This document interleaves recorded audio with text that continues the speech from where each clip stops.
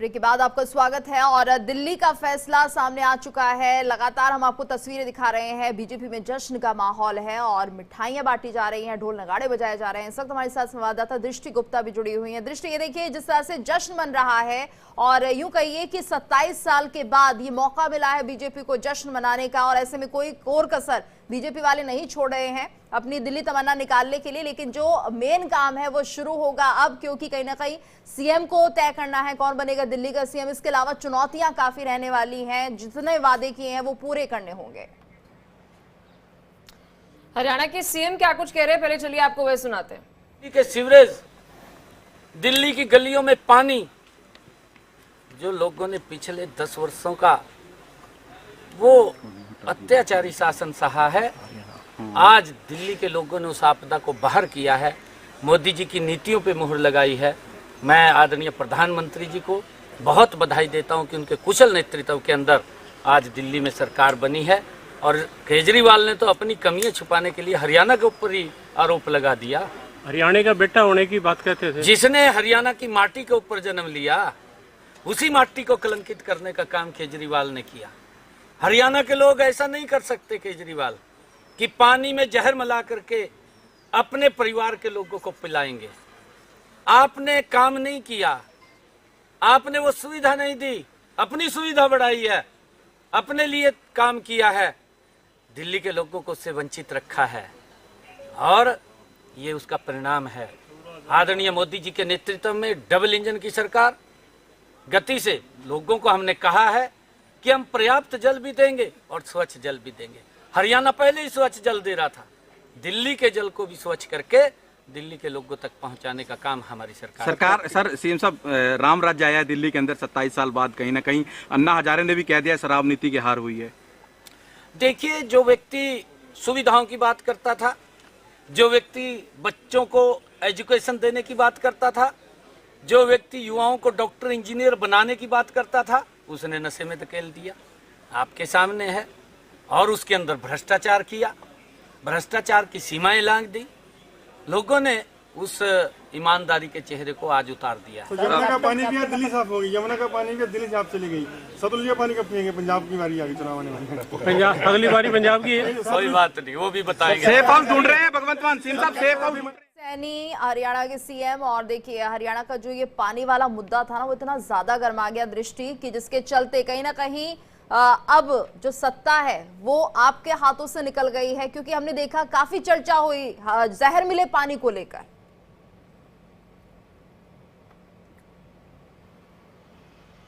जी बिल्कुल, जिस तरीके से कहा जाए कि आम आदमी पार्टी के जो कई उन्होंने दिल्ली में आकर के कई तरह करके उन्होंने घोटाले किए हैं और लोगों से झूठे वादे किए हैं, उनको फर्जी की रेवड़ियां बांटी हैं, ऑटो वालों को पैसे देने की बात की, लेकिन उन्होंने अपने वादे पूरे नहीं किए। इस मारे भी लोग बहुत ज्यादा खफा हैं आम आदमी नहीं, पार्टी लेकिन से। दृष्टि जैसे देखिए ही आरोप करना बहुत बड़ा शुरू लगा करने दिया के था आम प्रयास आदमी लगाए जा पार्टी रहे ने थे हरियाणा पर कि देखिए हरियाणा से जो पानी आ रहा है उसमें जहर है। सुनने में भी ऐसा लग रहा है कि देखिए दिल्ली वासियों को जहर दिया जा रहा है हरियाणा की तरफ से। तो उसी पर रिएक्शन देते हुए नजर आया हरियाणा के मुख्यमंत्री कि हरियाणा के लोग देखिए ऐसे नहीं है।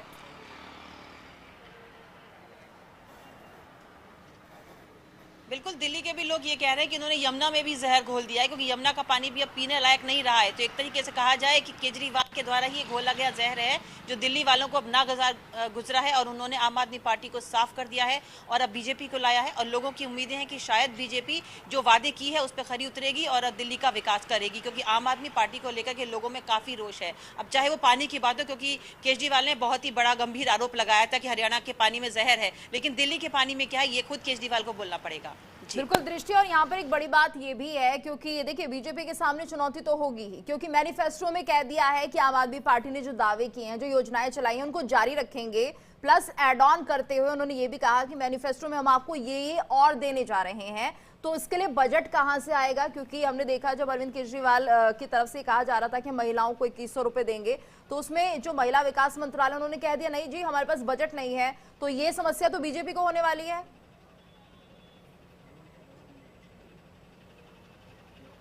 देखिए, एक तरीके से कहा जाए कि पहले केंद्र में बीजेपी की सरकार थी, लेकिन दिल्ली में बीजेपी की सरकार नहीं थी, तो उसे काफ़ी मुश्किलें होती थी। लेकिन अब जब डबल इंजन की सरकार है तो मुझे लगता है कि रेलगाड़ी रफ्तार पकड़ेगी और ये ट्रेन आगे विकास की तरफ ही जाएगी, इसमें कोई रुकावट नहीं आएगी। क्योंकि केजरीवाल ये कहते थे कि हमें दिल्ली पुलिस काम करने नहीं देती, केंद्र सरकार काम करने नहीं देती। नहीं, लेकिन एक रिएक्शन में दृष्टि आपसे चाहूंगी। अभी भी मुख्यमंत्री को लेके देखिए इफ एंड बट नजर आ रहा है, तस्वीरें सामने आ रही है। मनोज तिवारी जो है वो गाना गा रहे हैं बीजेपी अध्यक्ष के लिए, यहाँ पर वीरेंद्र सचदेवा के लिए। इसके इंडिकेशन क्या है?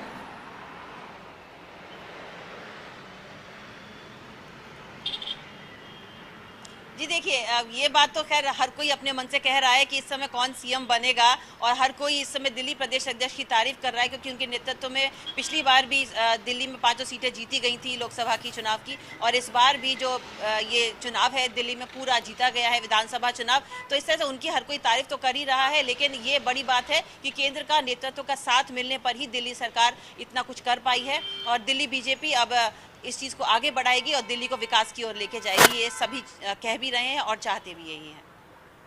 बिल्कुल, और केंद्रीय मंत्री नवनीत बिट्टू क्या प्रतिक्रिया दे रहे हैं वो भी सुनवाते हैं।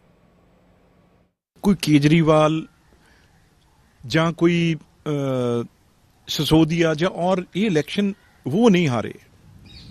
उनका झूठ, उनका फ्रेब, जो झूठे वादे किए हुए थे, या जो मीडिया पे वो लोग तो विश्वास उसी से करते हैं ना जो आप कहते हो।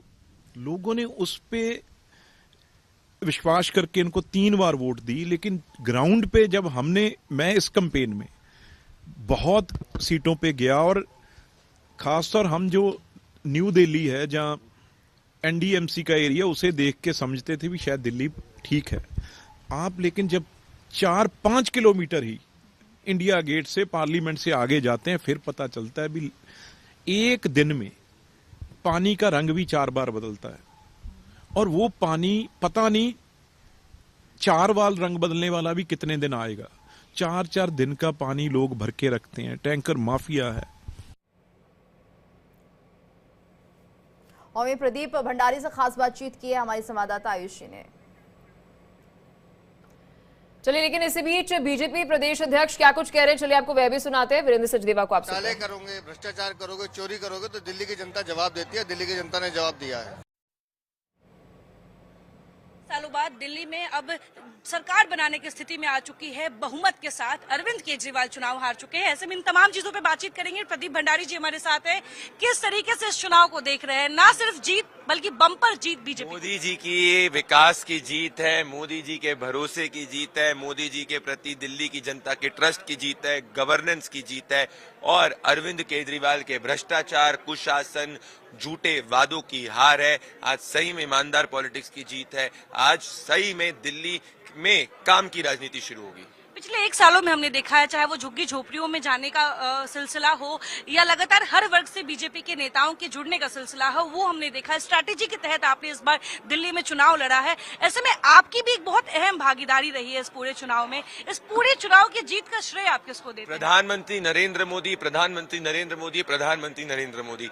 आज दिल्ली के अंदर अगर भारतीय जनता पार्टी की सरकार बन रही है, इसके पीछे सिर्फ और सिर्फ नरेंद्र मोदी जी का ट्रस्ट है, उनका विश्वास है, उनकी मेहनत है और उनका कमिटमेंट है। और अरविंद केजरीवाल के खिलाफ भयानक ग्राउंड पे गुस्सा है। बीजेपी के कौन से दावे और वादे जो है वो जनता को एक दिन तो हमको आप सबको एंजॉय करने दीजिए, उसके बाद हमारा विधायक दल का जो विधायक दल बैठेगा और निर्णय ले लेगा। चलिए, बिल्कुल।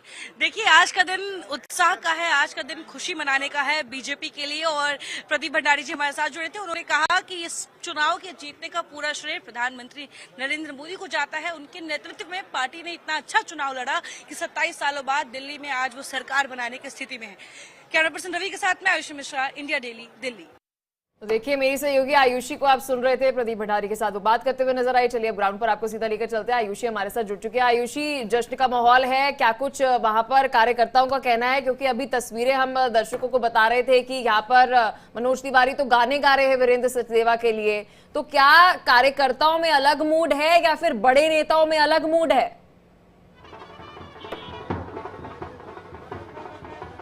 देखिए, मैं आपको बता दूं, जो मूड बड़े नेताओं में है वही मूड अभी कार्यकर्ताओं में भी है। जश्न सुबह से लगातार जारी है, थमने का नाम नहीं ले रहा है। और जब तक प्रधानमंत्री नरेंद्र मोदी खुद इस जश्न में हिस्सा नहीं लेंगे, तब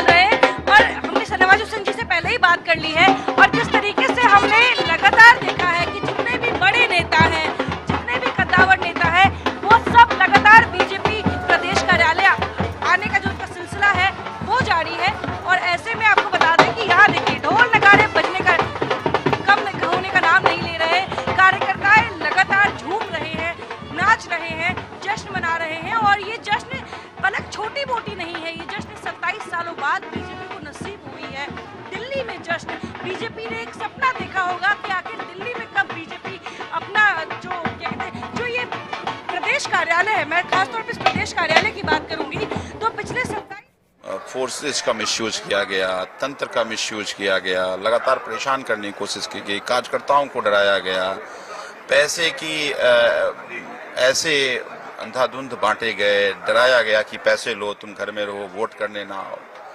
मुझे लगता है देखिए इस सब को इतिहास ठीक से न्याय करेगा, लेकिन मुझे लगता है कि भारतीय जनता पार्टी जिस रास्ते पर चल रही है, इस रास्ते से देश की जनतंत्र नहीं बचेगा। एक तरफ भारतीय जनता पार्टी पैसे बहाती है, अपोजिशन के लोगों को डराती है, कार्यकर्ताओं को डराती है, कार्यकर्ताओं को बाहर निकलने नहीं देती है। तो मुझे लगता है कि उससे लोग डरे और उसका ये छोटे छोटे मार्जिन से हारे, चाहे वसीम साहब की मार्जिन देखें आप, चाहे मनीष जी का मार्जिन। हमारे ऐसे 22 हमारे MLAs हैं जिनकी मार्जिन 1000-2000 के बीच में है। सर, क्या आप अभी केजरीवाल जी से मिलेंगे? हाँ, बिल्कुल मिलेंगे, बिल्कुल मिलेंगे। जैसे चुनाव परिणाम ऑफिशियली घोषित हो जाएगी, सर्टिफिकेट मिल जाएगा, उसके बाद देखिए हम सब ये मानते हैं कि ये परिणाम अरविंद केजरीवाल जी के कारण हम सब लोग जीते हैं। बिकॉज जिस तरह से हमारे क्षेत्र में उन्होंने काम करने का अवसर दिया, जिस तरह से हमारे यहाँ स्कूल्स बने, अस्पताल बने, अब चिंता बस यही है कि वो जो स्कूल अस्पताल बनकर एक जो कॉमन मैन की उम्मीदें थी, वो उम्मीदों पर पानी ना फिरे। मैं यही आने वाली सरकार, इनकमेंट गवर्नमेंट से मेरी एक निवेदन रहेगी। और एक आखिरी सवाल, बिल्कुल, और अब ये मंथन का समय है। आम आदमी पार्टी की कमी कहाँ रह गई, किस तरह से वोटर्स ने जो उम्मीद की थी उस पर वो खरे नहीं उतरे आयुषी, और अब बाकी, क्योंकि अरविंद केजरीवाल ने तो कह दिया कि हम स्वीकार करते हैं अपनी हार को और आगे और काम करेंगे, तो कुल मिलाकर अब मंथन किया जाएगा कि आखिर कमी कहाँ रह गई।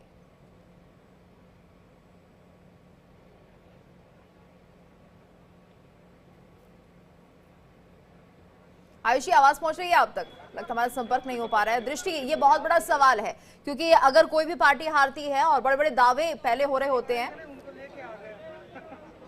एक बार फिर से रुक करेंगे आयुषी का। बोलिए आयुषी अपना।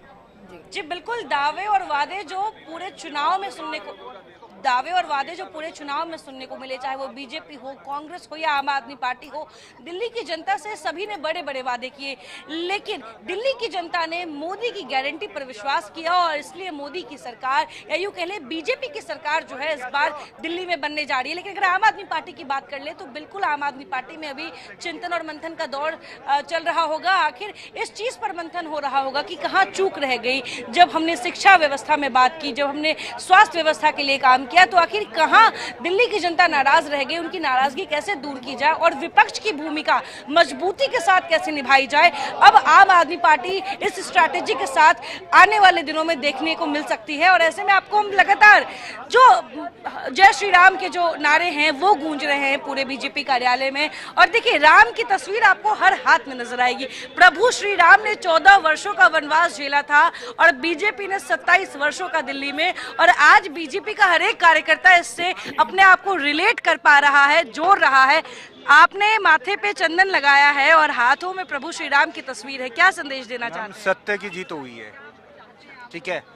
मोदी जी ने काम किया है, इस कारण लोगों ने मोदी जी के ऊपर दोबारा भरोसा किया है। देखिए, मैं हूँ पूर्वांचली बीजेपी के साथ हूँ। देखिए, इस पूरे चुनाव में पूर्वांचली वोटर्स जो थे वो भी एक अहम भूमिका में थे। हर पार्टी जो थी वो पूर्वांचली वोटर्स को अपने हिस्से में लाना चाहती थी, लेकिन बीजेपी को लेकर लगातार जो आम आदमी पार्टी है या जो कांग्रेस है वो कहती थी कि पूर्वांचली कभी बीजेपी के साथ नहीं जाएंगे।